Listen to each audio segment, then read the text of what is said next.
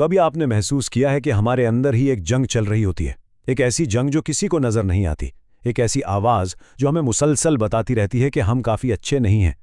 आज हम इन जंजीरों को तोड़ने की बात करेंगे और ज़ाती आज़ादी के 4 बहुत ही ताकतवर राजों को जानेंगे।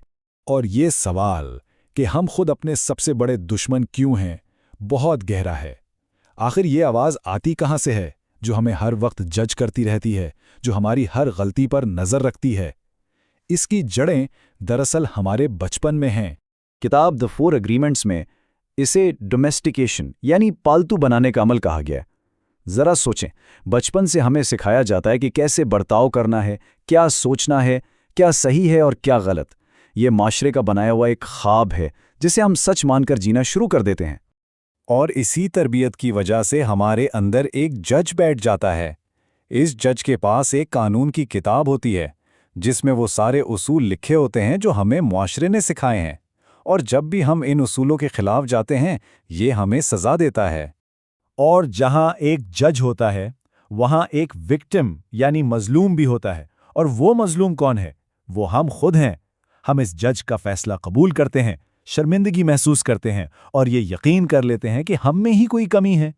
यही वो चक्कर है जो हमारी सारी खुशियां छीन लेता है। लेकिन सवाल ये है कि क्या इस चक्कर से निकलने का कोई रास्ता है? जी बिल्कुल है। डैन मिगुएल रुइस की किताब द 4 एग्रीमेंट्स हमें 4 बहुत ही सादा लेकिन ताकतवर मुआहदे सिखाती हैं। ये मुआहदे उस पुराने ख्वाब को तोड़ने और अपनी जिंदगी का कंट्रोल वापस अपने हाथ में लेने में हमारी मदद करते हैं। चलें तो फिर पहले मुआहदे से शुरू करते हैं जो शायद इन सब में सबसे अहम है। ये एक ऐसा उसूल है जो आपकी पूरी दुनिया को बदल कर रख सकता है। देखें, हमारे अल्फाज सिर्फ अल्फाज नहीं होते, इनमें बहुत ताकत होती है। ये कुछ बनाने की भी ताकत रखते हैं और तबाह करने की भी। जब हम सच्चाई और मोहब्बत से बात करते हैं तो हम अपने और दूसरों के लिए खूबसूरती पैदा करते हैं, लेकिन जब हम गीबत, झूठ या नफरत का इस्तेमाल करते हैं तो ये जहर की तरह फैल जाते हैं। किताब का ये जुमला इस बात को बहुत खूबसूरती से बयान करता है। गीबत करना, खुद को बुरा भला कहना, ये सब एक तरह का काला जादू है जो हम खुद पर या दूसरों पर करते हैं। इसके बिल्कुल बरक्स सच और मोहब्बत से भरे अल्फाज एक सफेद जादू की तरह हैं जो जख्मों को भरते हैं। अब आते हैं दूसरे मुआहदे पर, जो हमें एक तरह की जज्बाती शील्ड या ढाल देता है। ये हमें दूसरों की मनफी बातों के असर से बचाने के लिए है। अक्सर ऐसा होता है ना कि कोई कुछ कह देता है और हम उसे सीधा दिल पर ले लेते हैं। हम सोचते हैं ये हमारी वजह से हुआ है, लेकिन सच ये है कि लोग जो कुछ भी कहते या करते हैं वो उनकी अपनी दुनिया, उनके अपने तजुर्बात का नतीजा होता है। इसका हमसे कोई ताल्लुक नहीं होता। तो जब आप इस बात को समझ जाते हैं तो आप दूसरों की राय से इम्यून हो जाते हैं। फिर चाहे कोई तारीफ करे या तनकीद, आप जानते हैं कि इसका ताल्लुक आपसे ज्यादा उनकी अपनी सोच से है। इस तरह आप बहुत सी गैर जरूरी तकलीफ से बच जाते हैं। अच्छा, तीसरा माहिदा हमारे रिश्तों में पैदा होने वाली बहुत सारी गलतफहमियों और ड्रामे को ख़त्म कर सकता है। ये हमें साफ और वाज़े बातचीत की अहमियत सिखाता है। हम सब ये करते हैं, है ना? हम फर्ज कर लेते हैं कि फलां शख्स हमारे बारे में क्या सोच रहा होगा। हम अपने जहन में पूरी कहानियां बना लेते हैं और फिर उन कहानियों पर यकीन भी कर लेते हैं। यही मफरूज़े हैं जो हमारे रिश्तों में जहर घोलते हैं। तो इसका हल क्या है? बहुत सादा है। सवाल पूछें, फर्ज करने के बजाय हिम्मत करके पूछ लें कि असल बात क्या है। अपनी ज़रूरतें, अपनी ख्वाहिशात साफ साफ बता दें। इससे ना सिर्फ गलत फहमियाँ ख़त्म होंगी बल्कि आपके रिश्ते भी गहरे और मजबूत होंगे। और अब हम पहुंचे हैं चौथे और आखिरी मुआहदे पर। यह वो मुआहदा है जो बाकी तीनों को अमली ज़िंदगी में अपनाने में हमारी मदद करता है।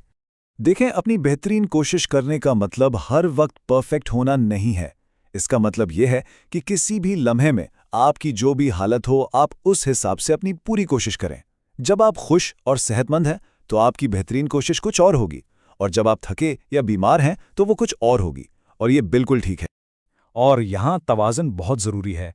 अगर आप अपनी हिम्मत से ज़्यादा करेंगे तो थक जाएंगे और मायूसी होगी, और अगर कम करेंगे तो बाद में पछतावा और गिल्ट महसूस करेंगे। अपनी बेहतरीन कोशिश करने का मतलब है खुद को अजियत दिए बगैर अमल करना। जब आप हमेशा अपनी बेहतरीन कोशिश करते हैं तो आपके अंदर का वो जो जज है ना, उसे आप पर तनकीद करने का मौका ही नहीं मिलता। आप खुद को जज करना छोड़ देते हैं।